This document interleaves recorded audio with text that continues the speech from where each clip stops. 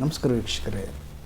2 ಮತ್ತು 3ನೇ ತರಗತಿಗಳ ದ್ವಿಭಾಷಾ ಶಾಲೆಗೆ ಅಂದರೆ ಬಿಲಿಂಗ್ವೆಲ್ ಸಂಬಂಧಪಟ್ಟಂತೆ 2026-27ನೇ ಸಾಲಿನಲ್ಲಿ ಟ್ರಾನ್ಸಿಷನ್ ಪೀರಿಯಡ್ ಕಾರ್ಯಪ್ರಗತಿಯನ್ನು ಸಾಟ್ಸ್ನಲ್ಲಿ ನಾವು ಹೇಗೆ ಅಳವಡಿಸಬೇಕು, ಸಾಟ್ಸ್ ವೆಬ್ಸೈಟ್ ಮುಖಾಂತರವಾಗಿ ಯಾವ ರೀತಿಯಾಗಿ ನಾವು ಎ ಅಥವಾ ಬಿ ಗ್ರೇಡ್ ಬಂದಿದ್ದನ್ನು ಎಂಟ್ರಿ ಮಾಡಬೇಕು ಅನ್ನೋದನ್ನು ಲೈವ್ ಆಗಿ ನೀವು ಈ ವಿಡಿಯೋದಲ್ಲಿ ಈಗ ಮುಂದೆ ನೋಡ್ತೀರಾ. ಆನಂತರ ಮೋನೋಗ್ರೇಡ್ ದ್ವಿಭಾಷಾ ಶಾಲೆಗೆ ಸಂಬಂಧಿಸಿದಂತೆ ಇವರಿಗೆ ನೈದಾನಿಕ ಪರೀಕ್ಷೆ ಇರೋದಿಲ್ಲ. ಪೂರ್ವ ಪರೀಕ್ಷೆ ನಡೆಸುವುದರ ಬದಲಿಗೆ ಟ್ರಾನ್ಸಿಷನ್ ಪೀರಿಯಡ್ ಮಾಡ್ಯೂಲ್ ಅನುಸಾರ 30 ದಿನಗಳ ಆಕ್ಟಿವಿಟಿ ನಡೆಸುವುದು. ಈ ಬಗ್ಗೆ ಹೆಚ್ಚಿನ ವಿವರವನ್ನು ಮುಂದಿನ ಈಗ ತಿಳಿಯಲಿದ್ದೀರಾ. ಆನಂತರ ಈ ವಿಡಿಯೋದಲ್ಲಿ ಲರ್ನಿಂಗ್ ಔಟ್ಕಮ್ಸ್ಗಳು ಅಸೆಸ್ಮೆಂಟ್ ಅಬ್ಸರ್ವೇಷನ್ ಫಾರ್ಮೆಟ್ನಲ್ಲಿರುತ್ತವೆ. ಇದನ್ನು ಆಧರಿಸಿ ಪ್ರಶ್ನೆಗಳನ್ನು ತಯಾರಿಸಿಕೊಂಡು ಜೂನ್ 30ರಂದು ನೀವು ಪರೀಕ್ಷೆಯನ್ನು ನಡೆಸಿರ್ತೀರ. ಅವರು ಎ ಅಥವಾ ಬಿ ಗ್ರೇಡನ್ನು ಪಡ್ತಿರ್ತಾರೆ.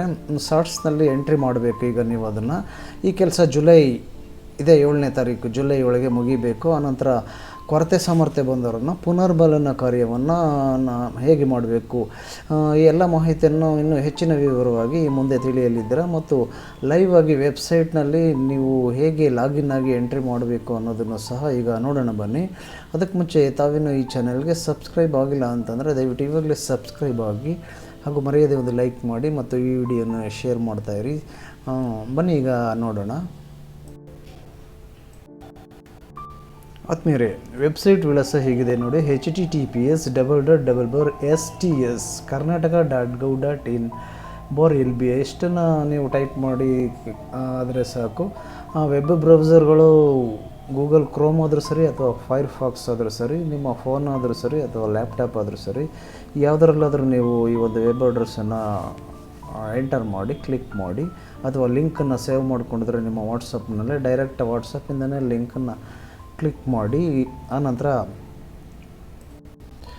ಈ ರೀತಿಯಾಗಿ ಪೇಜ್ ಓಪನ್ ಆಗುತ್ತೆ ನೋಡಿ. Student achievement track system Karnataka, ಇಲ್ಲಿ ಲೆಸನ್ ಬೇಸ್ಡ್ ಅಸೆಸ್ಮೆಂಟ್ ಅಂತ ಇದೆ. ಇಲ್ಲೂ ಸಹ ಈ ಒಂದು ವೆಬ್ಸೈಟ್ನಲ್ಲೂ ಸಹ ಬ್ರಿಡ್ಜ್ ಕೋರ್ಸ್ ಸಂಬಂಧಪಟ್ಟಂತೆ ಅಂದರೆ ಸೇತುಬಂಧ ಸಂಬಂಧಪಟ್ಟಂತಹ ಮಾಹಿತಿಯನ್ನು ನಾವು ಅಪ್ಲೋಡ್ ಮಾಡೋದಕ್ಕೆ ಎಂಟ್ರಿ ಮಾಡೋದಕ್ಕೆ ಅವಕಾಶವನ್ನು ಈ ಸಾಲಿನಲ್ಲಿ ಕಲ್ಪಿಸಿದ್ದಾರೆ. ಈಗ ನಾವು ಟೀಚರ್ ಅನ್ನೋದ್ರ ಮೇಲೆ ಕ್ಲಿಕ್ ಮಾಡ್ತೀರಾ. ಟೀಚರ್ ಅನ್ನೋದ್ರ ಮೇಲೆ ಕ್ಲಿಕ್ ಮಾಡಿದಾಗ ಇಲ್ಲಿ ರೆಡ್ ಮಾರ್ಕು ವೃತ್ತಾಕಾರ ಇಲ್ಲಿ ಎಂಟ್ರ್ ಆಗುತ್ತೆ.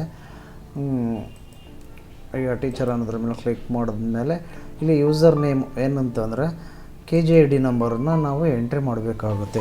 KJID ನಂಬರು ಟೀಚರ್ಗೆ ಸಂಬಂಧಪಟ್ಟಂತೆ ಎಂಟ್ರಿ ಮಾಡಿ ಆಯಾ ಸಬ್ಜೆಕ್ಟ್ ಟೀಚರು ಅವರು ಯಾವ ವಿಷಯ ಬೋಧಿಸ್ತಾರೆ ಅವರು ಪ್ರತ್ಯೇಕವಾಗಿ ಇಲ್ಲಿ ಎಂಟ್ರಿ ಮಾಡಬಹುದಾಗಿದೆ. ಆನಂತರ HM ರವರು ಅದನ್ನು ಪರಿಶೀಲನೆ ಮಾಡಬಹುದಾಗಿದೆ ಇದೇ ವೆಬ್ಸೈಟ್ನಲ್ಲಿ.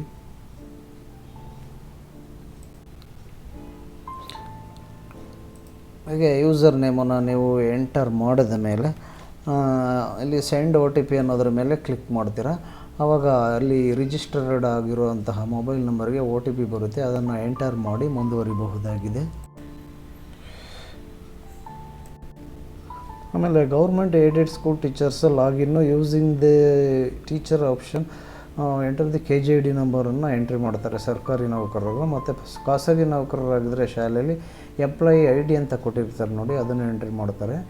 ಆನಂತರ ಅನ್ಏಡೆಡ್ ಟೀಚರ್ಸು HMs BO ಮತ್ತು CRPs ಅವ್ರಿಗೆ ಸಂಬಂಧಪಟ್ಟಂತೆ login using the SATS user option ಇರುತ್ತೆ.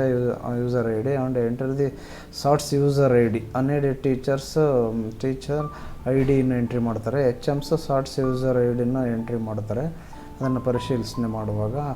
ಆನಂತರ ಇವರು CRPs ಇವರೆಲ್ಲ ಸಾಟ್ಸ್ ಯೂಸರ್ ID ಎಂಟರ್ ಮಾಡಿ ಮುಂದುವರಿತಾರೆ ಈ ಒಂದು ವೆಬ್ಸೈಟ್ನಲ್ಲಿ. ಆತ್ಮೀಯ ವೀಕ್ಷಕರೇ, 2 ಮತ್ತು 3ನೇ ತರಗತಿಗಳ ದ್ವಿಭಾಷಾ ಶಾಲೆಗೆ ಸಂಬಂಧಿಸಿದಂತೆ 2026 ಮತ್ತು 27ನೇ ಶೈಕ್ಷಣಿಕ ಸಾಲಿನಲ್ಲಿ ಟ್ರಾನ್ಸಿಷನ್ ಪೀರಿಯಡ್ ಕಾರ್ಯದ ಒಂದು ಪ್ರಗತಿಯನ್ನು ಸಾಟ್ಸ್ನಲ್ಲಿ ನಾವು ಎಂಟ್ರಿ ಮಾಡಬೇಕಾಗಿದೆ. ಅದಕ್ಕೋಸ್ಕರವಾಗಿ ನಾವು ಈ ಬಗ್ಗೆ ಹೆಚ್ಚಿನ ಒಂದು ಮಾಹಿತಿಯನ್ನು ವಿವರವಾಗಿ ನಾವೀಗ ತಿಳ್ಕೊತಾ ಇದ್ದೀವಿ. ಇಲ್ಲಿ ಈಗಾಗಲೇ ನಿಮಗೆ ಗೊತ್ತಿದೆ ಕಲಿಕಾ ಫಲಗಳು ಅಂದರೆ ಲರ್ನಿಂಗ್ ಔಟ್ಕಮ್ಸ್. ಅದು ನಿಮಗೆ ಈಗಾಗಲೇ DSRT ವೆಬ್ಸೈಟ್ನಿಂದ ಮತ್ತು ಡಯಟ್ ವೆಬ್ಸೈಟ್ಗಳಿಂದ ನೀವು ಈಗಾಗಲೇ ಡೌನ್ಲೋಡ್ ಮಾಡ್ಕೊಂಡಿದ್ದೀರ. ಯಾವ್ಯಾವ ತರಗತಿಗೆ ಏನೇನು ಇರುತ್ತೆ ಇದು ಕಲಿಕಾ ಫಲಗಳು ಅನ್ನೋದನ್ನು ಇಲ್ಲಿ ಬಂದು ಟ್ರಾನ್ಸಿಷನ್ ಪೀರಿಯಡ್ ಮಾಡ್ಯೂಲ್ 30 ದಿನಗಳಿಗೆ ಸಂಬಂಧಪಟ್ಟಂತಹ ಒಂದು ಮಾಹಿತಿ, ಅದು ಸಂಪನ್ಮೂಲನೂ ಸಹ ನಮಗೆ ಇದು DSCRT ವೆಬ್ಸೈಟ್ನಲ್ಲಿ ಸಿಕ್ಕಿರುತ್ತೆ. ಅದನ್ನು ಸಹ ನೋಡ್ಕೊಂಡಿರ್ತಾರೆ. ಮತ್ತು ಅದಲ್ಲದೆ LBA ಸಾಟ್ಸ್ LBA ವೆಬ್ಸೈಟ್ನಲ್ಲೂ ಸಹ ನೀವು ಲರ್ನಿಂಗ್ ಔಟ್ಕಮ್ಸ್ಗಳು ಯಾವ್ಯಾವಿದೆ, ಏನೇನಿದೆ ಅನ್ನೋದನ್ನು ನೋಡ್ಕೋಬಹುದಾಗಿದೆ. ನೀವು ಲರ್ನಿಂಗ್ ಔಟ್ಕಮ್ಸ್ ಅನ್ನು ಆಧರಿಸಿ ನೀವು ಪ್ರಶ್ನೆ ಪತ್ರಿಕೆಗಳನ್ನು ರಚನೆ ಮಾಡಿ, ಈಗ ಕಳೀತಲ್ಲ ಜೂನ್ 30ನೇ ತಾರೀಕಲ್ಲಿ ಪರೀಕ್ಷೆಯನ್ನು ಮಾಡಿದ್ದೀರ, ಆ ರೀತಿ ಮಾಡಿರ್ತೀರ. ಅದು ಬಿಟ್ಟು ಬೇರೆ ರೀತಿಯಾಗಿ ಮಾಡೋ ಹಾಗಿಲ್ಲ. ಏನು ಲರ್ನಿಂಗ್ ಕಲಿಕಾ ಫಲಗಳನ್ನು DSCRT ಅವರು ಗೊತ್ತುಪಡಿಸಿದ್ದಾರೆ, ಅದರ ಪ್ರಕಾರವಾಗಿ ಆ ಕಲಿಕಾ ಫಲಗಳನ್ನು ಆಧರಿಸಿಯೇ ಪ್ರಶ್ನೆಗಳು ಇರಬೇಕು. ಮತ್ತು ಬೇರೆ ಏನು ಯಾರದ್ದು ಬೇರೆಯವ್ರದ್ದು ತಗೊಂಡು ಅಥವಾ ಇನ್ನೇ ಅದು ಒಂದು ರೆಡಿಮೇಡ್ ಸಿಗೋದನ್ನು ಮಾರ್ಕೆಟಲ್ಲಿ ತಗೊಂಡು ಮಾಡೋ ಹಾಗಿಲ್ಲ. ಸ್ವತಂತ್ರವಾಗಿ ನೀವೇ ಪ್ರಶ್ನೆ ಪತ್ರಿಕೆಯನ್ನು ತಯಾರು ಮಾಡಿಕೊಂಡು, ಈಗಾಗಲೇ ಕಳೀತಲ್ಲ ಜೂನ್ 30ನೇ ತಾರೀಕು ಜೂನ್ 2026ರಲ್ಲಿ ಒಂದು ಮೌಲ್ಯಮಾಪನ ಕಾರ್ಯವನ್ನು ನೀವು ಪೂರೈಸಿದ್ದೀರ. ಆಗ ಮಕ್ಕಳು ಅವನ ಸರಿಯಾದ ಉತ್ತರವನ್ನು ಬರೆದಿದ್ದರೆ A ಗ್ರೇಡನ್ನು ಪಡೆದಿರ್ತಾನೆ. ಅಥವಾ ತಪ್ಪು ಉತ್ತರ ಅಥವಾ ಭಾಗಶಃ ಸರಿ ಉತ್ತರವನ್ನು ಬರೆದಿದ್ದರೆ ಆ ಮಗು B ಗ್ರೇಡನ್ನು ಪಡೆಯುತ್ತೆ. ಆ ಗ್ರೇಡ್ಗಳನ್ನು ನೀವು ಸಾಟ್ಸ್ನಲ್ಲಿ LBAನಲ್ಲಿ ಹೇಗೆ ಎಂಟ್ರಿ ಮಾಡಬೇಕು ಅಂತ ಅನ್ನೋದನ್ನು ನಮ್ಮ ಮುಂದಿನ ವಿಡಿಯೋಗಳಲ್ಲಿ ನೋಡ್ತೀರಾ. ಈಗ ನಮ್ಮ ರಾಜ್ಯಾದ್ಯಂತ ಸುಮಾರು 15 ಜಿಲ್ಲೆಗಳಲ್ಲಿ ಒಂದು ದ್ವಿಭಾಷಾ, ಅದೇ ಬಿಲಿಂಗ್ವೆಲ್ ಏನು ಭಾಷೆ ಇರುವಂತಹ ಒಂದು ಪದ್ಧತಿಯನ್ನು ಅಳವಡಿಕೆಯನ್ನು ಮಾಡಿಕೊಂಡಿದ್ದೀವಿ ಶಾಲೆಗಳಲ್ಲಿ. ಎಲ್ಲ ಶಾಲೆಗಳಲ್ಲಿ 15 ಜಿಲ್ಲೆಗೆ ಸಂಬಂಧಪಟ್ಟಂತೆ ಇಲ್ಲಿ ಮೊನೋಗ್ರೇಡ್ ದ್ವಿಭಾಷಾ ಶಾಲೆಗೆ ಅಂದರೆ ಬಿಲಿಂಗ್ವೆಲ್ ಶಾಲೆಗಳಿಗೆ ಸಂಬಂಧಿಸಿದಂತೆ ಇವರಿಗೇನು ನೈದಾನಿಕ ಪರೀಕ್ಷೆ ಇರೋದಿಲ್ಲ. ಅಂದರೆ ಪೂರ್ವ ಪರೀಕ್ಷೆಯನ್ನು ನಡೆಸೋದರ ಬದಲಿಗೆ ನಾವು ಏನನ್ನು ಮಾಡಬೇಕು ಅಂತಂದರೆ ಟ್ರಾನ್ಸಿಷನ್ ಪೀರಿಯಡ್ ಮಾಡ್ಯೂಲ್ ಅನುಸಾರ 30 ದಿನಗಳ ಆಕ್ಟಿವಿಟಿಯನ್ನು ನಡೆಸುವುದು ಅಂತಂದರೆ ನೀವು ಜೂನ್ ತಿಂಗಳಲ್ಲಿ ಜೂನ್ 1ನೇ ತಾರೀಕಿಂದ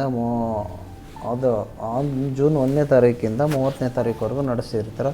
ಒಟ್ಟು 30 ದಿನಗಳ ಅವಧಿಯನ್ನು ನಡೆಸಿದ ನಂತರ ನೀವು ಮೌಲ್ಯಮಾಪನ ಕಾರ್ಯವನ್ನು ಕೈಗೊಂಡಿದ್ದೀರ. ಇಲ್ಲಿ ಟ್ರಾನ್ಸಿಷನ್ ಪೀರಿಯಡ್ ಅನ್ನೋದು ಪರಿವರ್ತನಾ ಅವಧಿ. ಈಗ ಮಗು ಕನ್ನಡ ಮಾಧ್ಯಮದಲ್ಲಿ ಕಲಿತಾ ಇರುತ್ತೆ ಈ ಹಿಂದೆ, ಆ ಮಗುವನ್ನು ನಾವು ಏನು ಈಗ ಆಂಗ್ಲ ಮಾಧ್ಯಮ, ಕನ್ನಡದ ಜೊತೆಗೆ ಆಂಗ್ಲ ಮಾಧ್ಯಮವನ್ನು ಕಲಿತಾ ಹೋಗ್ತಾನೆ. ಕನ್ನಡದ ಮುಖಾಂತರವಾಗಿ ಈ ಆಂಗ್ಲ ಭಾಷೆಯನ್ನು ಕರಗತ ಮಾಡಿಕೊಳ್ತಾ ಹೋಗುತ್ತೆ ಮಗು. ಅದಕ್ಕೆ ಒಂದು ಪರಿವರ್ತನೆ ನಾವು ಮಾಡೋದನ್ನು ಇಲ್ಲಿ ಟ್ರಾನ್ಸಿಷನ್ ಪೀರಿಯಡ್ ಅಂತ ಅದನ್ನು ಹೆಸರನ್ನು ಕೊಟ್ಟು ಟ್ರಾನ್ಸಿಷನ್ ಪೀರಿಯಡ್ ಮಾಡೆಲ್ಗೆ ಸಂಬಂಧಪಟ್ಟಂಥ ಕೈಪಿಡಿ ಮತ್ತು ಕಲಿಕಾ ಫಲಗಳು ಏನೇನೋ, ಕಲಿಕಾ ಫಲಗಳನ್ನು ಆಧರಿಸಿ ಪ್ರಶ್ನೆ ಪತ್ರಿಕೆಯನ್ನು ಹೇಗೆ ರಚಿಸಬೇಕು ಅನ್ನೋದ್ರ ಬಗ್ಗೆ ಎಲ್ಲ ನಾವು ಮಾಹಿತಿಯನ್ನು DSCRT ವೆಬ್ಸೈಟು, ಡಯಟ್ ವೆಬ್ಸೈಟ್ಗಳಲ್ಲಿ ಸಿಗುತ್ತೆ, ಡೌನ್ಲೋಡ್ ಮಾಡ್ಕೊಂಡಿದ್ದೀವಿ. ಈಗ ಅದರ ಅನುಸಾರ 30 ದಿನಗಳ ಆಕ್ಟಿವಿಟಿಗಳನ್ನು ನಡೆಸಿದ್ದೀರ. ನೀವು ಯಾವ್ಯಾವ ದಿನಗಳಲ್ಲಿ ಯಾವ್ಯಾವ ಆಕ್ಟಿವಿಟಿಯನ್ನು ನಡೆಸಿದ್ದೀರ ಅನ್ನೋದನ್ನು ನಿಮ್ಮ ನೋಟ್ಸ್ ಆಫ್ ಲೆಸನ್ನಲ್ಲಿ ನೀವು ಬರೆದು ಇಟ್ಕೊಂಡಿರಬೇಕು. ಜೂನ್ ತಿಂಗಳಲ್ಲಿ ಟ್ರಾನ್ಸಿಷನ್ ಪೀರಿಯಡಲ್ಲಿ ಏನೇನು ಪ್ರತಿದಿನ ಯಾವ ಆಕ್ಟಿವಿಟಿ ಮಾಡಿದ್ರಿ, ತಾರೀಕು 16, 17 ಆಗಲಿ ಅಥವಾ ಶಾಲೆ ನಡೆದ ದಿನಗಳಲ್ಲಿ ಸಂಬಂಧಪಟ್ಟಂತೆ ಯಾವ ದಿನ ಏನು ಮಾಡಿದಿರಿ ಅನ್ನೋದು ನಿಮ್ಮ ನೋಟ್ಸ್ ಆಫ್ ಲೆಸನ್ನಲ್ಲಿ ಇರ್ಬೋದು. ಅಧಿಕಾರಿಗಳು ಬಂದು ಅದನ್ನು ನಿಮಗೆ ಪ್ರಶ್ನಿಸಿದಾಗ ನೀವು ಅದನ್ನು ತೋರಿಸ್ಬೋದು. ಮತ್ತು ಅದಕ್ಕೆ ಸಂಬಂಧಪಟ್ಟಂತೆ ಮಕ್ಕಳ ಕಲಿಕೆ ಆಗಿರಬೇಕು. ಮುಖ್ಯವಾಗಿ ಸುಮ್ಮನೆ ಬರೆದಿಟ್ಕೊಳ್ಳೋದಾಗಲಿ ಅಥವಾ ಯಾಂತ್ರಿಕವಾಗಿ ಆಗಿರಬಾರ್ದು. ಮುಖ್ಯವಾಗಿ ಮಕ್ಕಳಲ್ಲಿ ಕಲಿಕೆ ಆಗಿರಬೇಕು. ನಾವು ಬರೆದಿಟ್ಕೊಳ್ಳೋದಕ್ಕಿಂತಲೂ ಮುಖ್ಯವಾಗಿ ಅದಕ್ಕೆ ಪೂರಕವಾಗಿ ನಾವು ನೋಟ್ಸ್ ಆಫ್ ಲೆಸನ್ನಲ್ಲಿ ಮೆನ್ಷನ್ ಮಾಡಿರ್ತೀವಿ. ಅದನ್ನು ನಾವು ಅಧಿಕಾರಿಗಳಿಗೆ ತೋರಿಸ್ತೀವಿ. ಅವರು ಮಕ್ಕಳ ಕಲಿಕಾ ಫಲ ಯಾವ ಮಟ್ಟದಲ್ಲಿದೆ ಅನ್ನೋದನ್ನು ಪರೀಕ್ಷೆಯನ್ನು ಮಾಡಬಹುದಾಗಿದೆ.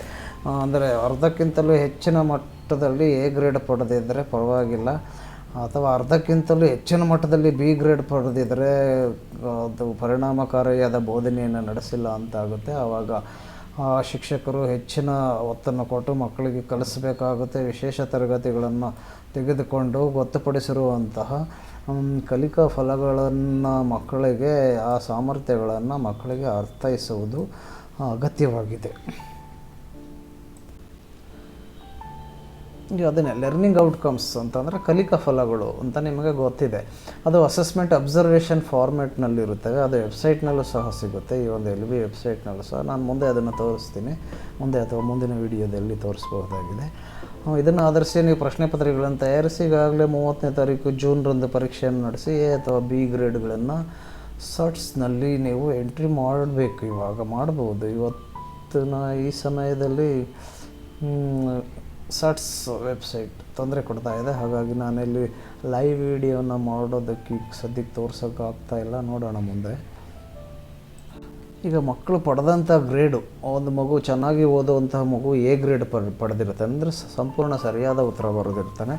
ಅಥವಾ ಭಾಗಶಃ ಉತ್ತರ ಬರೆದಿದ್ರೆ ಅವನಿಗೆ ಬಿ ಗ್ರೇಡೇ ಬರುತ್ತೆ. ಮತ್ತಷ್ಟು ಕಲಿಕಾ ಪುನರ್ಬಲನ ಆಗಬೇಕು, ಅಗತ್ಯ ಸಾಮರ್ಥ್ಯಗಳನ್ನು ಮತ್ತಷ್ಟು ದೃಢವಾಗಿ ಕಲಿಸಬೇಕಾಗುತ್ತೆ. ಅಂಥ ಮಗು ಬಿ ಗ್ರೇಡ್ ಪಡೆದಿರುತ್ತೆ ಅಂತ ನಿಮಗೆ ಗೊತ್ತಿದೆ. ಈ ಎ ಅಥವಾ ಬಿ ಗ್ರೇಡ್ ಪಡೆದಂತಹ ಮಗುವಿನ ಗ್ರೇಡ್ಗಳನ್ನು ನಿರ್ದಿಷ್ಟವಾಗಿ ಪ್ರತಿ ವಿದ್ಯಾರ್ಥಿಯ ಗ್ರೇಡ್ಗಳನ್ನು ಸಾಟ್ಸ್ನಲ್ಲಿ ಬ್ರಿಡ್ಜ್ ಕೋರ್ಸ್ಗೆ ಸಂಬಂಧಪಟ್ಟಂತಹ ಒಂದು ಕಾಲಮ್ಗೆ ಹೋಗಿ ನೀವು ಎಂಟ್ರಿಯನ್ನು ಮಾಡಬೇಕಾಗುತ್ತೆ. ಅಲ್ಲಿ ಎಂಟ್ರಿಯನ್ನು ಮಾಡೋದಕ್ಕೆ ಅವಕಾಶ ಇರುತ್ತೆ. ಬ್ರಿಡ್ಜ್ ಕೋರ್ಸ್ ಅನ್ನೋದನ್ನು ಒಂದು ಆಪ್ಷನನ್ನು ಕ್ಲಿಕ್ ಮಾಡ್ತೀರ ನೀವು ವೆಬ್ಸೈಟ್ನಲ್ಲಿ, ಎಡಭಾಗದಲ್ಲಿ ಲಾಸ್ಟ್ನಲ್ಲಿ ಇರುತ್ತೆ. ಅದನ್ನು ಕ್ಲಿಕ್ ಮಾಡಿದ್ಮೇಲೆ 2 ಮತ್ತು 3ನೇ ತರಗತಿಗೆ ಸಂಬಂಧಪಟ್ಟಂತಹ ಒಂದು ಆಯ್ಕೆ ಮಾಡಿ ನೀವು ಈ ಗ್ರೇಡ್ಗಳನ್ನು ಎಂಟ್ರಿ ಮಾಡಬೇಕಾಗತ್ತೆ. ಆನಂತರ ನಿಮ್ಮ HMs ರವರು ಇದನ್ನು ಪರಿಶೀಲನೆ ಮಾಡಿ ಅಪ್ರೂವನ್ನು ಮಾಡ್ತಾರೆ. ಆನಂತರ ಮೇಲಿನ ಅಧಿಕಾರಿಗಳು ಸಹ ಯಾವ ಶಾಲೆಯ ಅವರು ಪ್ರಗತಿ ಹೇಗಿದೆ, ಈ ಒಂದು 2 ಮತ್ತು 3ನೇ ತರಗತಿಗಳ ವಿದ್ಯಾರ್ಥಿಗಳ ಟ್ರಾನ್ಸಿಷನ್ ಪೀರಿಯಡ್ನ ಮೌಲ್ಯಾಂಕನ ಹೇಗೆ ಮಾಡಿದ್ದಾರೆ, ಎಷ್ಟು ಪ್ರಗತಿಯಾಗಿದೆ ಅನ್ನೋದನ್ನು ಯಾರೇ ಅಧಿಕಾರಿಗಳು ಸಹ ನೋಡ್ಬೋದು. CRP, BRP, ECO ಆಗಲಿ, BEO, DDP ಆಗಲಿ ಅಥವಾ ರಾಜ್ಯ ಹಂತದ ಅಧಿಕಾರಿಗಳಾಗಲಿ ಯಾವುದೇ ಶಾಲೆಯ ಒಂದು ಮಾಹಿತಿಯನ್ನು ಅವರು ನೋಡಬಹುದಾಗಿದೆ. ಹಾಗಾಗಿ ತಾವೆಲ್ಲರೂ ಇದನ್ನು ಕಡ್ಡಾಯವಾಗಿ ಅನುಸರಿಸಬೇಕು. ಹಾಗಾದರೆ ಗ್ರೇಡನ್ನು ಎಂಟ್ರಿ ಮಾಡೋದಕ್ಕೆ ಎಷ್ಟು ದಿನಗಳ ಒಳಗೆ ಎಂಟ್ರಿ ಮಾಡಬೇಕು ಅಂತ ಅಂದಾಗ 7ನೇ ತಾರೀಕು ಜುಲೈ ಒಳಗೆ ಇದು ಮುಗಿಬೇಕು. ಅಂದರೆ ಈಗ ನಾನು ವಿಡಿಯೋ ಮಾಡ್ತಾ ಇರುವಾಗ ಈಗ 4ನೇ ತಾರೀಕು ಇದು ಸಂಜೆ ಈಗ 6:30 ಸಮಯದಲ್ಲಿ ನಾನು ಈ ವಿಡಿಯೋನ ಮಾಡ್ತಾ ಇದ್ದೀನಿ. 4ನೇ ತಾರೀಕು ಜುಲೈ. ಈ ಸಮಯದಲ್ಲಿ ಈ ಒಂದು ವೆಬ್ಸೈಟು ಆನ್ ಆಗ್ತಾಯಿಲ್ಲ. ನೆಟ್ವರ್ಕ್ ಟ್ರಬಲ್ಸ್ ಅಂತ ಬರುತ್ತೆ. ಆ್ಯಕ್ಚುಲಿ ನೆಟ್ವರ್ಕ್ ಸರಿಯಾಗಿದೆ. ನಾನು ಬೇರೆ ಯೂಟ್ಯೂಬ್ ಆಗಲಿ ಅಥವಾ ಬೇರೆ ವೆಬ್ಸೈಟನ್ನು ಚೆಕ್ ಮಾಡಿದ್ದೀನಿ, ಬರ್ತಾಯಿಲ್ಲ. ಅದು ಏನು ಕಾರಣ ನನಗೆ ಸದ್ಯಕ್ಕೆ ಗೊತ್ತಾಗಿಲ್ಲ. ಅದು ಸರಿಯಾದ ಮೇಲೆ ನಾನು ಲೈವ್ ಆಗಿ ಇದನ್ನು ತೋರಿಸ್ತೀನಿ. ಓಕೆ, ಈಗ ಇಷ್ಟು ಮಾಹಿತಿಗಳನ್ನು ತಿಳ್ಕೊಂಡಿರಿ.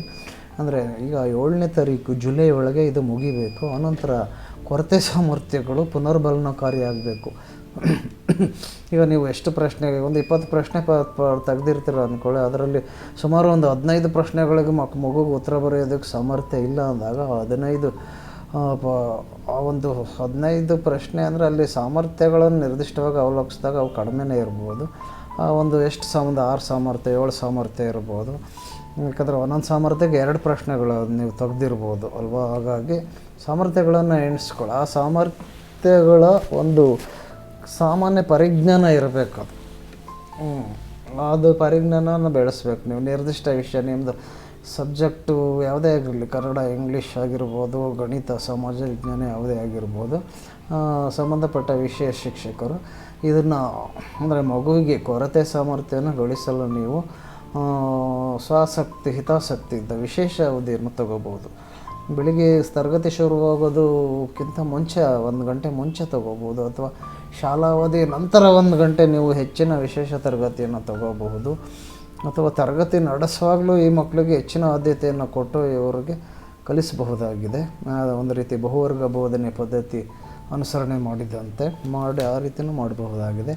ಈ ಒಂದು ತಂತ್ರ ವಿಧಾನಗಳನ್ನು ಅನುಸರಿಸಿ ಈ ಮಕ್ಕಳಿಗೆ ಸಾಮರ್ಥ್ಯವನ್ನು ಗಳಿಸೋದಕ್ಕೆ ತಾವು ಪ್ರಯತ್ನಿಸಬಹುದಾಗಿದೆ.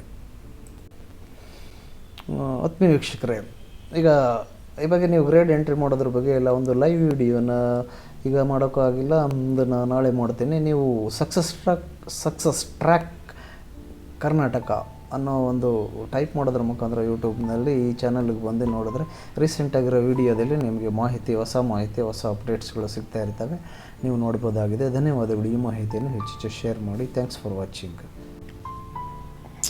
ಆತ್ಮೀಯ ವೀಕ್ಷಕರೇ, ಈಗ ನಾನು KGED ನಂಬರನ್ನು ಎಂಟರ್ ಮಾಡಿದ್ದೀನಿ. ಅದು ಏನೋ OTPಗೆ ಕೊಟ್ಟಿದ್ದೀನಿ. OTP ಸೆಂಡ್ ಅಂತ ಅದು ಸುತ್ತುತ್ತಾ ಇದೆ. ಬಟ್ ಭಾಳ ಹೊತ್ತಿಂದ ಸುತ್ತುತ್ತಾ ಇದೆ. ಆದರೆ OTP ಹೋಗ್ತಾಯಿಲ್ಲ, ಬರ್ತಾಯಿಲ್ಲ. ಇಲ್ಲೊಂದು ಫ್ಲ್ಯಾಶ್ ಮೆಸೇಜ್ ಕಾಣಿಸ್ಕೊಳ್ಳುತ್ತೆ ಆ ವೆಬ್ಸೈಟ್ ಮೇಲೆ. ಏನಿದೆ ಅಂದರೆ ಏನು 10 error, the network adapter could not be establish the connection. Connection ಅಂದರೆ ನೆಟ್ವರ್ಕ್ ಕನೆಕ್ಷನ್ ಸಂಪರ್ಕ ಸಾಧಿಸೋದಕ್ಕೆ ಸಾಧ್ಯ ಆಗ್ತಾ ಇಲ್ಲ ಅಂತ ಇದೆ ಇಲ್ಲಿ. ಬಟ್ ನಂದು ನೆಟ್ವರ್ಕ್ ಎಲ್ಲ ಸರಿ ಇದೆ, ತುಂಬ ಫಾಸ್ಟ್ ಇದೆ. 5G ನೆಟ್ವರ್ಕ್ನೇ ನಾನು ಇಲ್ಲಿ ಯೂಸ್ ಮಾಡ್ತಾಯಿದ್ದೀನಿ. ಆಮೇಲೆ ಚೆಕ್ ಮಾಡಿದೆ, ಫೋನ್ನಲ್ಲಿ ಸಹ ಚೆಕ್ ಮಾಡಿದೆ, ಕಂಪ್ಯೂಟರಲ್ಲೂ ಸಹ ಚೆಕ್ ಮಾಡಿದೆ. ಬೇರೆ ಬೇರೆ ವೆಬ್ಸೈಟ್ ಎಲ್ಲ ಫಾಸ್ಟಾಗಿ ಬರ್ತಾಯಿದ್ದಾವೆ, ಯೂಟ್ಯೂಬು ಸಹ ತುಂಬ ಫಾಸ್ಟಾಗಿ ವರ್ಕ್ ಆಗ್ತಾಯಿದೆ. ಆದರೆ ಈ ಶಾರ್ಟ್ಸ್ ವೆಬ್ಸೈಟ್ ಈ ಸಮಯದಲ್ಲಿ ಬರ್ತಾ ಇಲ್ಲ ನೆಟ್ವರ್ಕು. ಹಾಗಾಗಿ ನಾನು ಈ ವಿಡಿಯೋನ ಇವಾಗ ನಿಮಗೆ ಲೈವ್ ಆಗಿ ತೋರಿಸ್ಬೇಕು ಅಂತ ಅಂದ್ಕೊಂಡಿದ್ದೆ.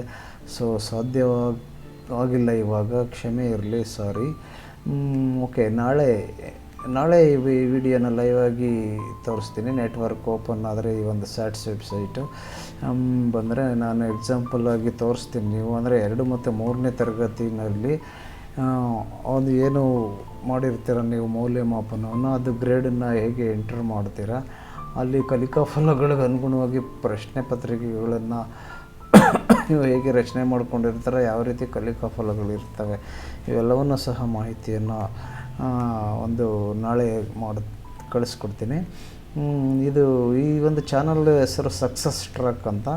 ಈ ಸಕ್ಸಸ್ ಟ್ರ್ಯಾಕ್ ಅಂತ ನೀವು ಯೂಟ್ಯೂಬಿಗೆ ಟೈಪ್ ಮಾಡಿ, ಸಕ್ಸಸ್ ಟ್ರ್ಯಾಕ್ ಇನ್ ಕರ್ನಾಟಕ ಅಂತ ಟೈಪ್ ಮಾಡಿ ಚಾನಲ್ ಕಾಣಿಸ್ಕೊಳ್ಳುತ್ತೆ. ಲಾಸ್ಟ್ನೇ ವಿಡಿಯೋ ಅಂದರೆ ರೀಸೆಂಟಾಗಿರೋ ವಿಡಿಯೋನಲ್ಲೇ ಮಾಹಿತಿ ಇರುತ್ತೆ. ಅಥವಾ ನೀವು ಸಬ್ಸ್ಕ್ರೈಬ್ ಆಗಿದ್ದರೆ ಆಟೋಮೆಟಿಕ್ಕಾಗಿ ನಿಮ್ಮ ಫೋನ್ನಲ್ಲಿ ನಮ್ಮ ವಿಡಿಯೋಗಳು ಕಾಣಿಸ್ಕೊಳ್ತಾ ಇರ್ತವೆ ಆವಾಗವಾಗ, ಹೊಸ ವಿಡಿಯೋಗಳು ಬಂದಾಗ. ಹಾಗಾಗಿ ಈಗ ಸಾಕಷ್ಟು ಮಾಹಿತಿಗಳನ್ನು ಇದ್ರ ಬಗ್ಗೆ ತಿಳ್ಕೊಂಡಿದ್ದೀರ. ಮತ್ತು ಈ ಚಾನಲ್ಗೆ ಭೇಟಿ ಕೊಡಿ. ನಾನು ಹೇಳಿದಂಥ ವಿಧಾನದಲ್ಲಿ ಧನ್ಯವಾದಗಳು. ತಾವಿನ್ನೂ ಸಬ್ಸ್ಕ್ರೈಬ್ ಆಗಿಲ್ಲ ಅಂತಂದರೆ ಸಬ್ಸ್ಕ್ರೈಬ್ ಮಾಡ್ಕೊಳ್ಳಿ, ಹಾಗೂ ಲೈಕ್ ಮಾಡಿ ಮತ್ತು ಶೇರ್ ಮಾಡಿ. ಮತ್ತೆ ಸಿಗೋಣ ಮುಂದಿನ ವಿಡಿಯೋದಲ್ಲಿ. Thanks for watching.